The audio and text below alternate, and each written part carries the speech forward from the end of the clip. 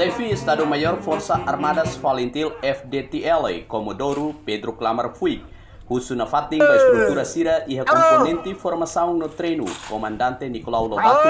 atu continua sira ne papel o rebelde desenvolve militar no transforma membro sira e Forças Armadas. Comodoro Pedro Clamar Fuig hatolia hirakne ba jornalista sira ha foi participa cerimônia aniversário componente formação no treino Badala Tinan Ruanulu Racing Ida sábado Lorensanulu Racing Sia fulan fevereiro iha metinaru. Maihau constitui honra da bahau fila falmaya fatin dane depois de Tinambara hare fatin dane sai cidade ida e fatin dane mantém tradição militar nia na bema que dia que tebes para tebele desenvolve itania militares e itania forças armadas. Pone desejo que centro de instrução componente de formação e treino né halau na fatin sirane kenar, lebih mak ihona, halau dia kliutang, mantém cultura, tradição, hábitos na bem mak dia, lebih mak desenvolve desde o princípio até agora, e ser halau dia kliutang teves, e dané precisa halau dia kliutang para hameti e o processo de transformação Forças Armadas Timor-Leste.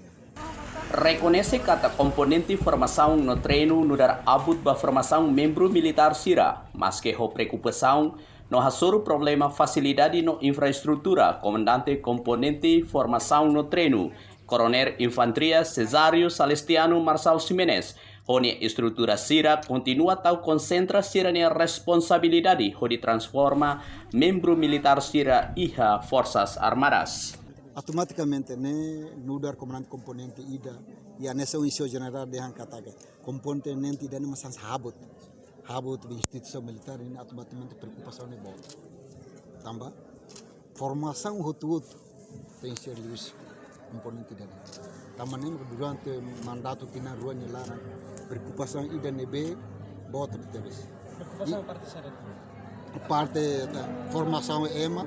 parte com a baba infraestrutura com a baba circo nebe kita basirate nenanis nebe a forma EMA sai EMA nelas bota da fácil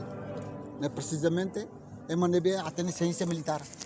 EMA nebe a ciência militar maka bela forma EMA sai EMA Equipa cobertura VIP TV.